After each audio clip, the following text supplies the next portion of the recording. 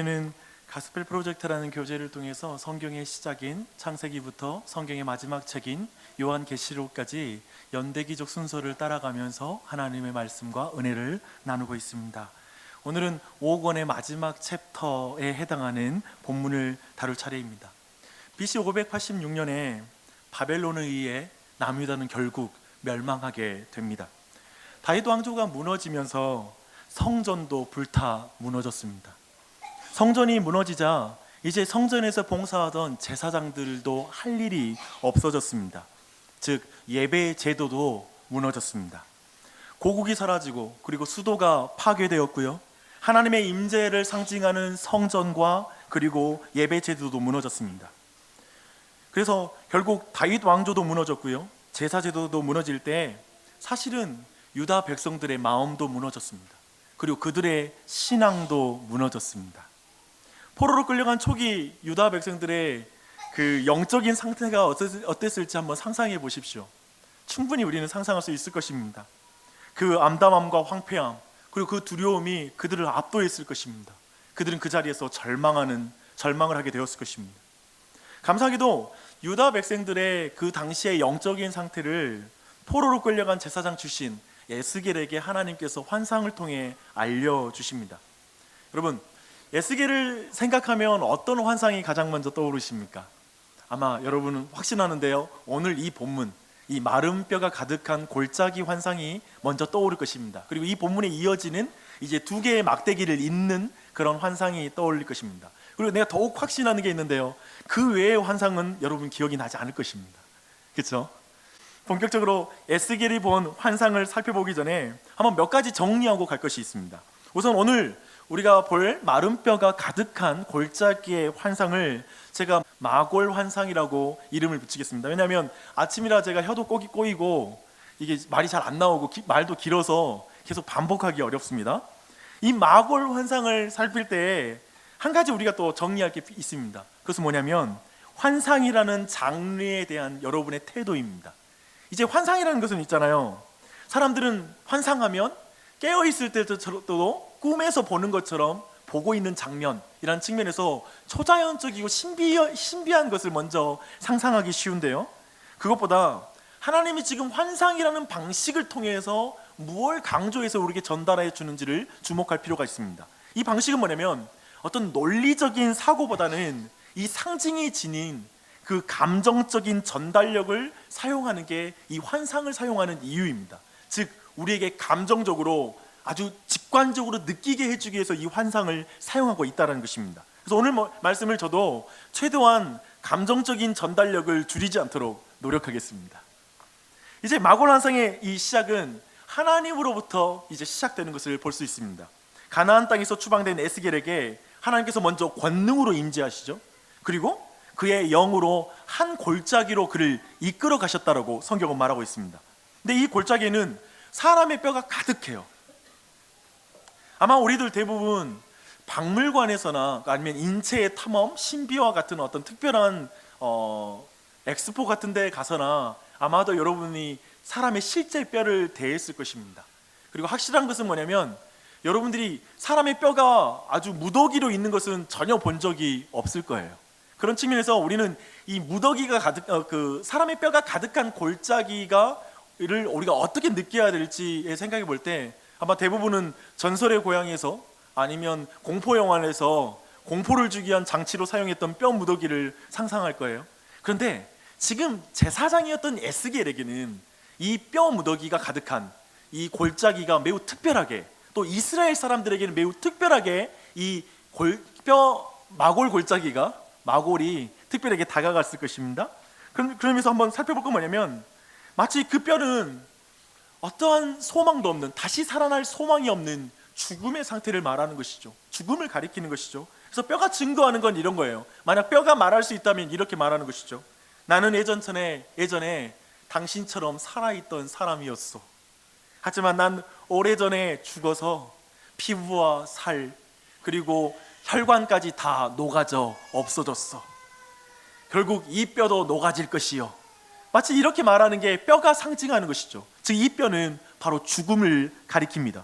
그리고 그 죽음을 만지는 것, 그리고 그 죽음에 노출되는 게 이스라엘 사람들에게, 특별히 성경은 그것을 바로 부정한 것이라고 말합니다. 그래서 시체를 만지거나 뼈에 노출됐을 때 부정한 자가 되는 것이죠. 왜 이렇게 굳이 말하냐면 하나님은 생명 그 자체이거든요. 그래서 모든 죽음을 상징하는 것들은 이스라엘에게 성경에는 부정한 것으로 말하고 있습니다. 그런 의미에서 지금 하나님께서 그의 영이 지금 에스겔을 그 뼈들이 가득한, 죽은 뼈들이 가득한 그곳을 데리고 갔다는 건 매우 부정한 장소에 그를 데리고 간 것입니다. 근데 여기에서 우리가 이제 이 골짜기와 뼈가 뭘 의미하는지 좀 더 살펴볼 차례입니다. 11절과 12절에서 그 답을 말해주고 있어요. 원래 이 환상이라는 것은 비유와 비슷해요. 그래서 약간은 많은 것을 적용해 줄 수 있도록 환상을 사용하는데, 지금 에스겔은 구체적으로 이걸 어떻게 적용해야 되는지를 11절, 12절에서 구체적으로 그 해석을 해주고 있습니다. 그래서 11절 보면 또 내게 이르시되 인자야 이 뼈들은 이스라엘 온 족속이라. 뭐라고요? 이 뼈가 뭐라고요? 이스라엘 온 족속이에요. 그렇죠? 그들이 이르기를 우리의 뼈들이 말랐고 우리의 소망이 없어졌으니 우리는 다 멸절되었다 하느니라.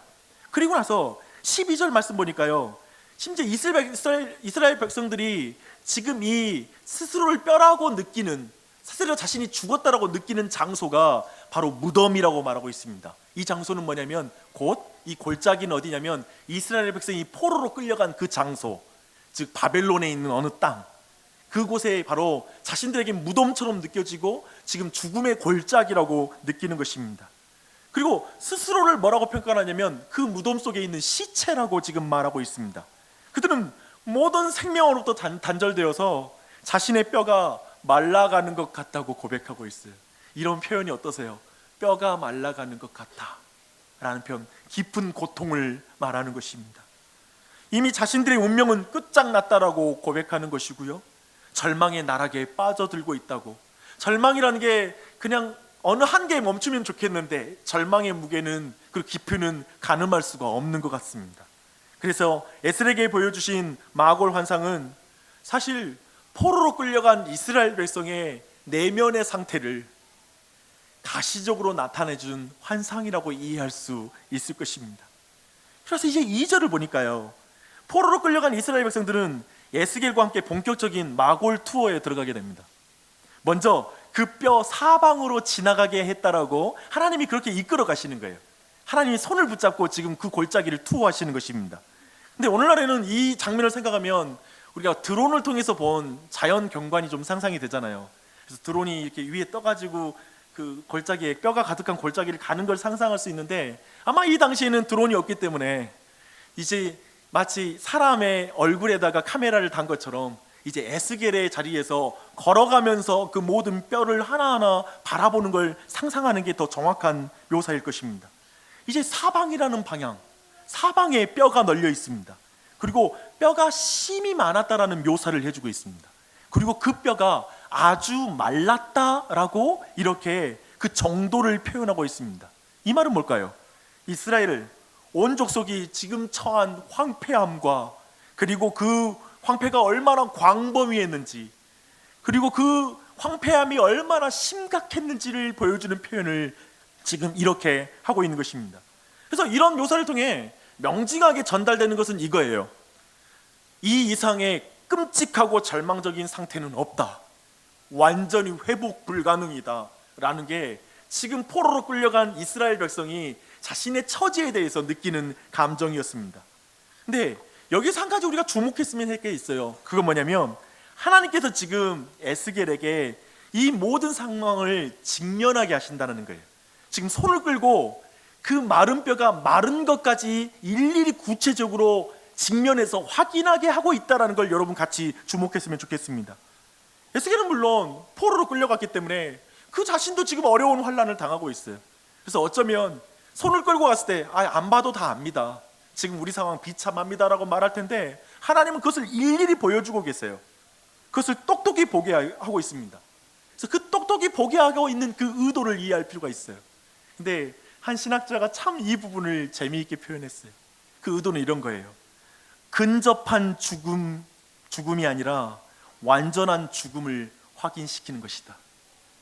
지금 그 마른 뼈는 지금 우리가 죽을 지경이 됐어, 우리는 지금 죽음에 가까웠어 라는 걸 확인시키는 게 아니라 너희들은 이미 죽었어, 너희들은 마른 뼈야, 소망이 없어 라는 걸 적나라하게 확인시키는 거예요. 당시에 스스로 살아있다라고, 어쩌면 그저 연명하면서 입에 풀칠하면서 나는 심판의 칼날을 피하고 있다라고 말하는 사람, 그래서 나는 살았다 하는 사람들에게 피해갈 수 없는 환상이에요. 그들의 손을 끄집고 가서 아니 너는 죽었어, 너는 마른 뼈야 라는 걸 확인시켜 주는 거예요. 조금은 피상적이고 그리고 육체적으로 생명을 이해하고 있는 사람들에게 분명하게 확인하는 거예요. 다들 우리는 그렇잖아요. 나 살았습니다. 아니 죽었다고 말하지 마십시오. 어쩌면 오늘 말씀 들을 때 여러분 대부분 마른 뼈라고 여러분을 지칭하는 거에 대해서 굉장히 기분이 상할 거예요. 아니 나 살았는데 왜 마른 뼈라고 그러세요? 나 지금 이렇게 살아있는데 내 육체의 젊음을 못 보십니까? 라고 말할 줄 모르겠어요. 근데 그런 의미가 아니에요. 차근차근 설명할게요. 생명을 주신 살아계신 하나님을 떠난 인생들에게 아무런 소망이 없음을 똑똑히 보라고 강조하는 거예요.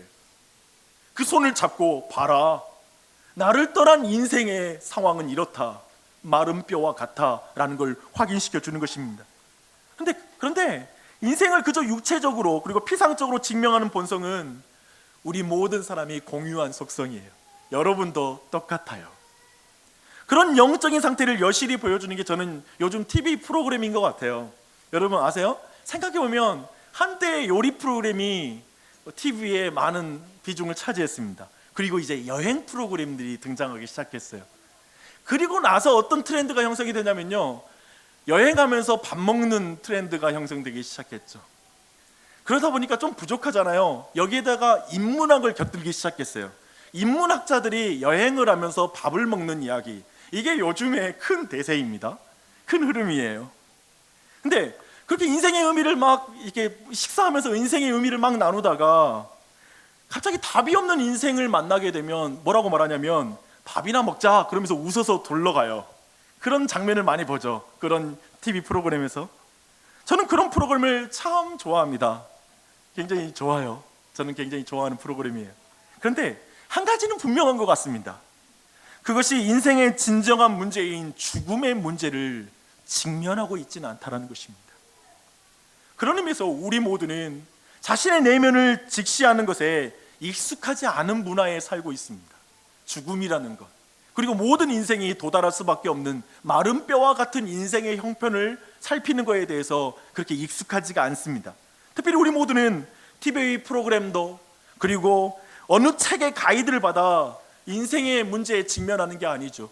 그런 의미에서 우리 모두는 인생의 진정한 실체를 하나님이 손을 잡고 갈 때에만 볼 수 있다는 것입니다. 저는 여러분에게 그런 은혜가 있길 바라요. 사실 기독교의 출발은 거기에 있어요. 하나님께서, 창조주께서 여러분의 손을 붙잡고 가서 여러분이 만나게 될, 결국 여러분이 어떻게 변하게 될 그 상황을 직시하게 해주는 것, 인간의 궁극적인 문제인 죽음을 직시하게 해주는 것, 그게 필요한 것입니다. 그래서 바울은 에베소 교인뿐만 아니라 우리 모두에게도 다음과 같이 말합니다. 너희의 허물과 죄로 죽었던 너희를 살리셨도다. 뭐라고요?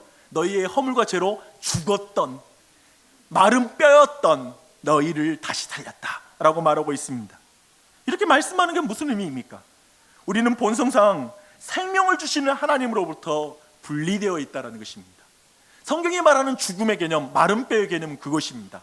지금 여러분이 살아있는데 여러분 마른 뼈다라고 말하는 그런 어떤 직선적인 의미가 아니라 근본적으로 여러분 모두가 하나님으로부터, 생명의 근원이신 하나님께로부터 분리되었다면 이미 여러분은 마른 뼈라고 성경은 말하고 있는 것입니다. 저는 이 부분을 아름다운 꽃다발과 비유하는 걸 굉장히 좋아합니다.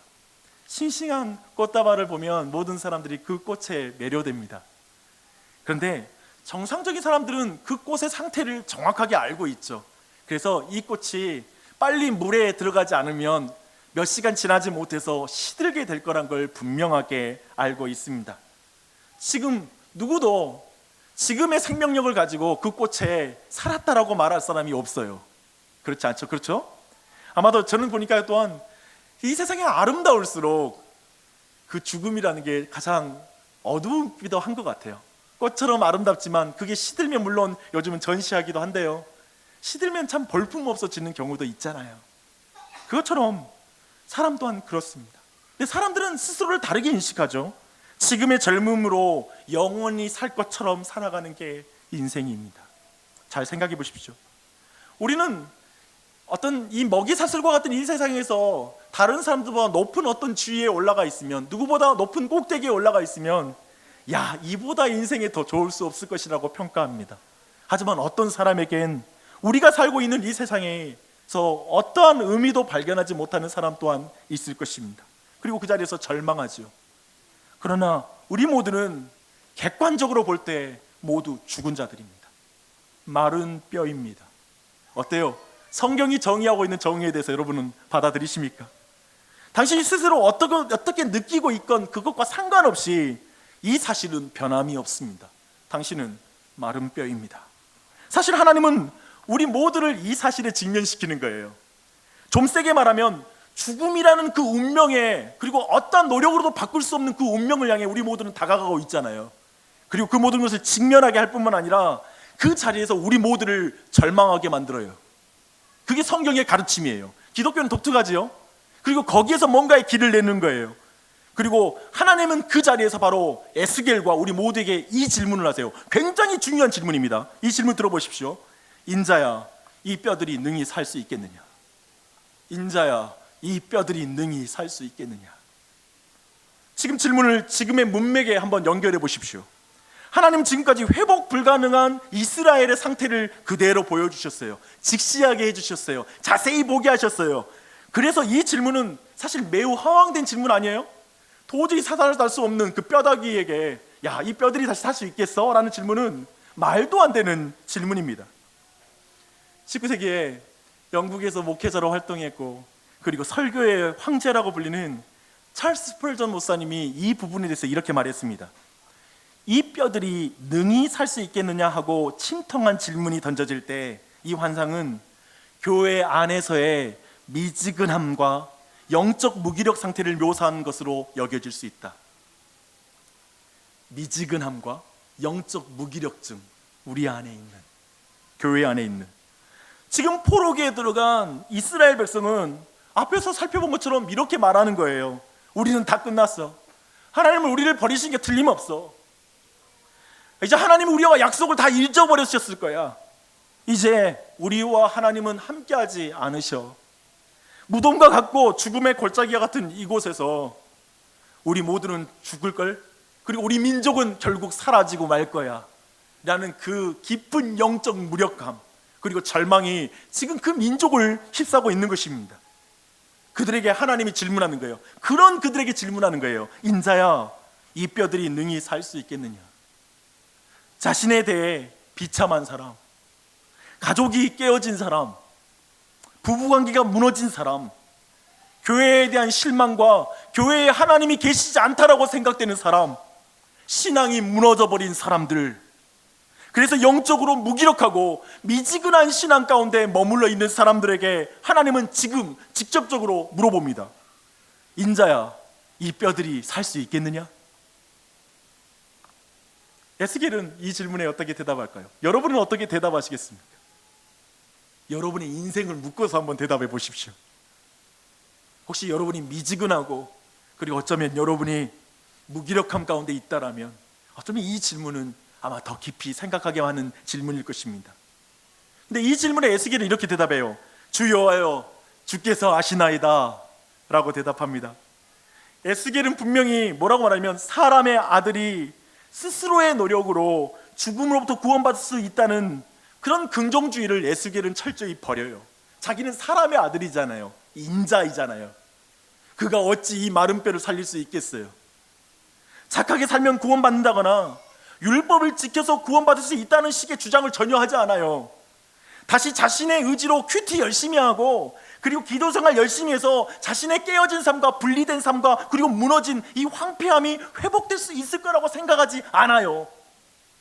쉽게 말해서 인간 중심적인 행위와 그리고 자기 중심적인 답을 내놓지 않아요. 그래서 에스겔의 대답은 이거예요. 그는 분명히 이렇게 말해요. 주님, 저는 어떻게 하나님이 이 뼈를 살리실지 저는 잘 모르겠습니다. 하지만 한 가지는 압니다. 마른 뼈가 다시 사는 것은 사람에게 달려있는 일이 아닙니다. 우리 민족이 다시 살 수 있는 것은 사람의 의지가 아니라 하나님의 의지가 중요합니다.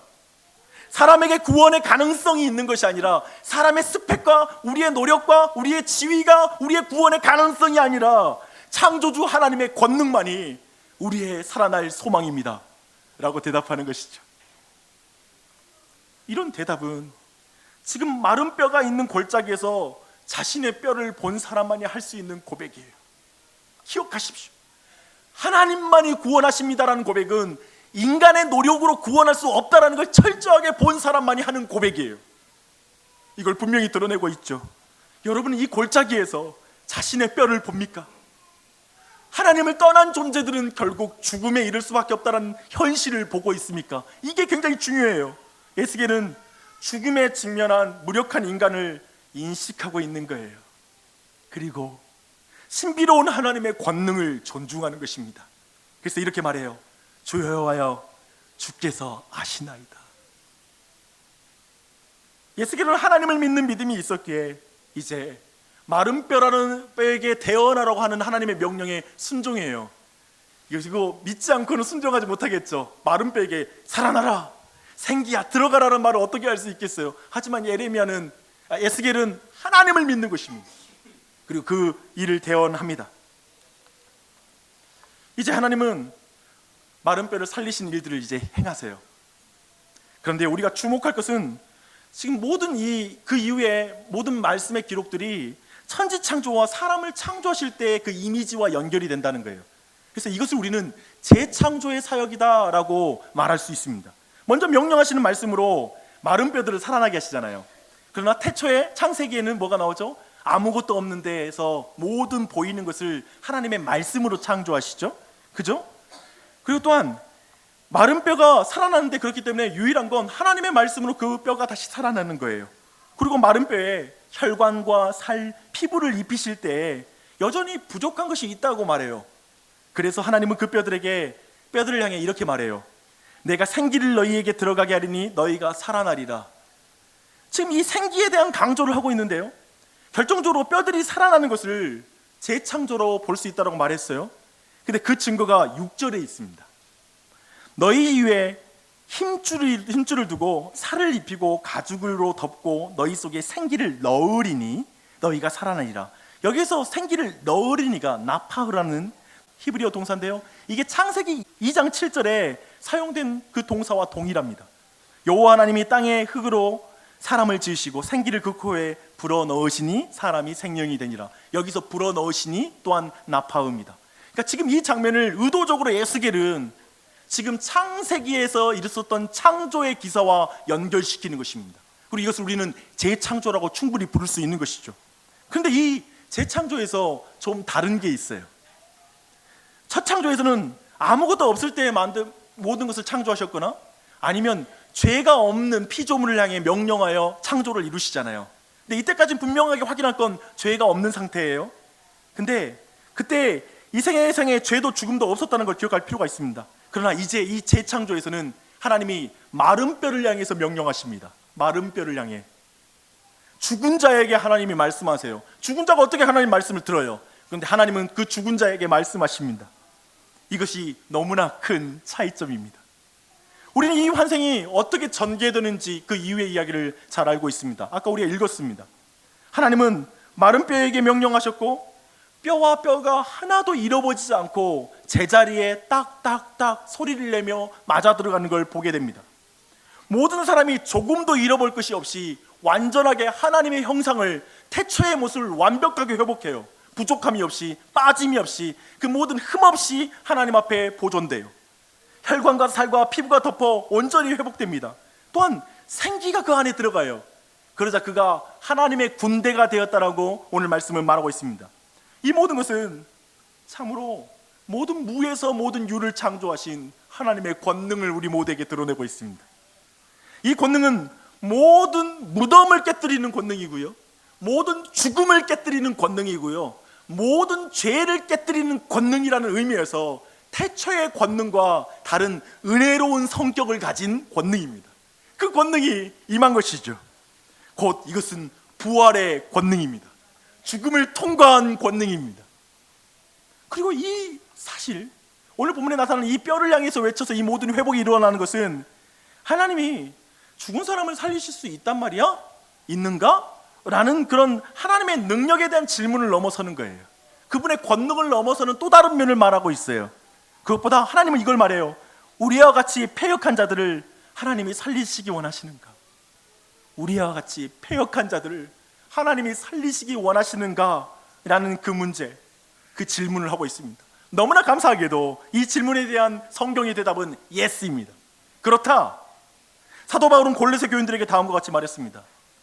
또 너희의 범죄와 묵죄의 무할례로 죽었던 너희를, 마른 뼈였던 너희를 하나님이 그와 함께 살리시고 우리에게 모든 죄를 사하시고.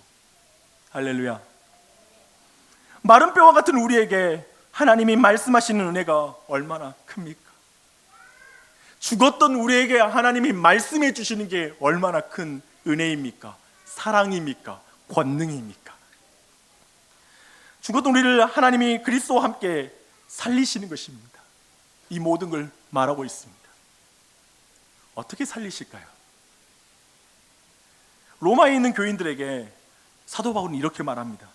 우리가 아직 죄인 되었을 때, 우리가 아직 마른 뼈였을 때 그리스도께서 우리를 위하여 죽으심으로 하나님께서 우리에 대한 자기의 사랑을 확증하셨느니라. 저 골짜기에 마른 뼈가 누워있는 그 자리에 우리 구주 예수님이 누우셨습니다. 내가 누워있어야 될 그 자리에 예수님이 누우셨습니다. 이처럼 선명한 하나님의 사랑의 영상이 어디 있겠습니까? 아까 말했죠. 지금 이 환상은 매우 직관적으로 선명하게 우리에게 인간의 마른 뼈 자체가 우리의 죄악됨을 적나라하게 드러내는 묘사예요. 그것처럼 예수 그리스도의 십자가는 우리를 향한, 패역한 우리를 구원하기 위한 하나님의 사랑을 매우 적나라하게 분명하게 보여주는 확증입니다. 그걸 보여주고 있습니다. 왜 죄가 없으신 예수 그리스도가 저 죽음의 골짜기에 누워야 했습니까? 그것은 죄에 대한 하나님의 진노가 정당한 대가를 지불해야 됐기 때문에 그렇습니다. 하나님은 단순히 우리를 사랑하면 살아서 용서하거나 아브라카타브라 외치면서 요술 지팡이로 너 용서해 줄게 라는 방식으로 우리를 용서하지 않아요. 죄의 대가를 반드시 지불해야 했기 때문에 그렇습니다. 그래서 예수님은 우리를 대신해서 마른 뼈 사이에 누우신 것입니다. 우리가 누워야 될 자리에 예수님이 누우셨습니다. 그리고 그의 혈관이 터졌고요, 그의 살이 찢겼고 그의 피부가 상하였습니다. 왜냐하면 마른 뼈와 같은 우리 안에 혈관이 다시 살아나고, 그리고 우리 안에 모든 찢어져서 녹아져 버린 우리 안에 살이 다시 회복되어지고, 그리고 그 돋은 살 위에 피부가 덮게 하기 위해서 예수 그리스도가 채찍을 맞으시고 그 피부가 상했다라고 이사야는 말하고 있습니다. 이렇게 재창조를 통해서 드러난 하나님의 사랑과 권능을 생각하면 우리는 아마도 하나님의 사랑과 우리를 향한 하나님의 사랑과 권능에 대한 새로운 그림을 완성할 수 있는 것 같습니다. 우리는 어떻습니까? 산산조각난 인생 아니었습니까? 분리된 인생 아니었습니까? 죽음이 뒤섞여 누구의 뼈인지도 못할 정도로 흩어져 사는 인생 아니었습니까? 생각해보면 우리는 우리 자신이 싫을 때가 있어요. 사랑하지 못한 나와 분리될 때가 있고요, 누군가를 품어주지 못한 나와 내 감정이 분리되어서 난 너가 너무 싫어, 난 다른 사람 품지 못한 너가 너무나 못마땅스럽고 믿음이 없는 너가 싫어라고 우리는 우리 자신을 소외시키며 분리되었던 존재가 아니었습니까? 그것뿐만 아니라 우리 모두가 주위에 있는 사람과 모든 갈등과 분리 가운데 살아가는 그런 사람 아닙니까? 깨어진 부부관계와 가정들을 보십시오. 교회는 어떻습니까? 교회마저 분열과 다툼 속에 생명보다는 죽음의 골짜기라는 인상을 주는 것이 교회가 아닙니까? 사람들의 힘으로 그 뼈들을 맞출 수 있겠습니까?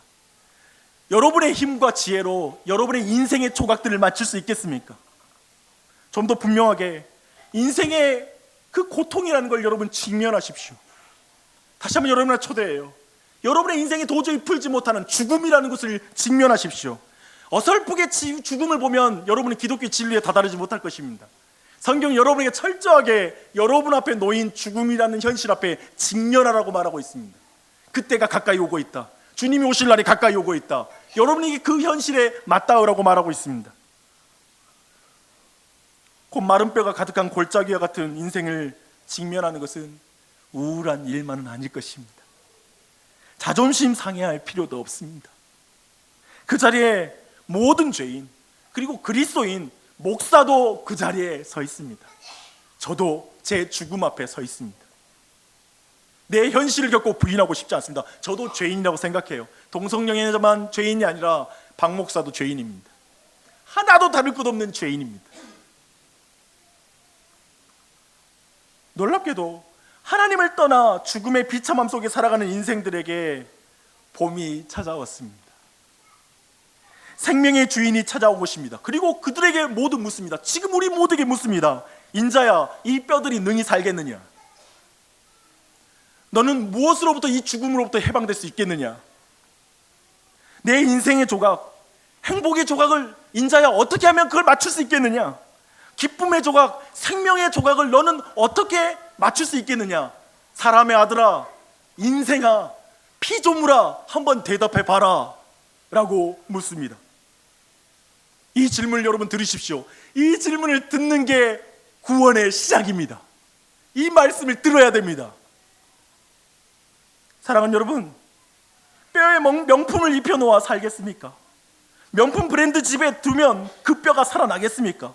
좋은 학위를 그 목에 걸어주면 그가 다시 살아날 수 있겠습니까? 이 뼈라는 말에 자존심 상해하지 마십시오. 당신은 지금 얼마나 생명력이 가득한지 저는 모릅니다. 그런데요, 죽음을 피할 수 없다는 건 저는 알고 있습니다. 그래서 이 질문, 인자야, 이 뼈들이 능히 살 수 있겠냐는 질문을 들을 때 우리 모두는 뭔가 대답을 가지고 있어야 됩니다. 그리고 알고 있어요. 여러분은 그것에 대한 답을 지금 살고 있습니다. 세상이 줄 거야, 승진이 줄 거야, 학위가 줄 거야, 뭔가가 내 인생을 더 행복하게 해줄 거고 내가 죽음을 피할 수 있는 길을 내줄 거야 하는 것처럼 그 가운데 여러분 모두 뭔가를 노력하고 살아갈 것입니다. 그런데 저는 여러분 모두에게 이 대답이 있기를 축복합니다. 에스겔에 있었던 대답, 주여, 내게는 살아날 소망이 없으나 오직 하나님이 말씀하시면 다시 살아날 줄 믿습니다. 깨끗하다 하시면 깨끗해질 것입니다. 용서하신다 하시면 용서받을 것입니다. 말씀이신 예수님이 고난과 대속의 죽음을 통해서만 나는 다시 살 줄 믿습니다. 내 헝클어진 인생, 내 쪼개진 인생, 회복할 수 없을 것이라고 생각했던 내 모든 인생, 난 너무 큰 죄인이라고 생각하며 포기했던 인생, 사람은 주님, 너무 죄인이어서 구원받지 못하는 게 아니라 자신이 의인이라고 생각할 때 구원받지 못하는 줄 믿습니다. 난 주님이 필요합니다. 그렇게 고백하는 자, 그런 우리 모두에게 있길 바랍니다. 주님은 우리가 주여와여 주께서 하시나이다 라고 기도할 때 응답하십니다. 사실 예수님 당시에 한 밤에 그 당시에 모든 것을 가졌다라고 말할 수 있는 니고데모라는 사람이 라는 그 유대인 고위 관료가 예수님께 와서 거듭남에 대해서 물어봅니다. 즉 마른 뼈에서 어떻게 살아날 수 있는지를 물어본 거예요. 여기에 대한 대답을 예수님이 이렇게 말씀하십니다. 바람이 임의로 불매 내가 그 소리를 들어도 어디서 와서 어디로 가는지 알지 못하나니 성령으로 난 사람도 다 그러하니라. 성령으로, 참으로 주님을 의지하는 자에게 성령께서 역사하실 것입니다. 주의 성령만이 우리를 다시 살게 해주시는 권능이십니다. 그래서 우리 모두 안에 회복이 일어날 거예요. 그리고 그 권능으로 우리 모두는 하나님의 군대로 일어날 것입니다. 즉 이스라엘 공동체가 회복되는 거예요. 교회가 회복되는 거예요. 그래서 교회는 어떻게 하나가 될 수 있고 회복이 될 수 있냐면 오직 말씀으로, 그리고 성령의 사역으로 회복될 수 있는 줄 믿습니다. 우린 그 안에 있습니다. 마지막 한 말씀 읽고 같이 말씀 마무리하겠습니다. 12절 13절 말씀이에요. 저는 이 말씀에서 참 큰 위로를 발견합니다. 다 함께 읽겠습니다.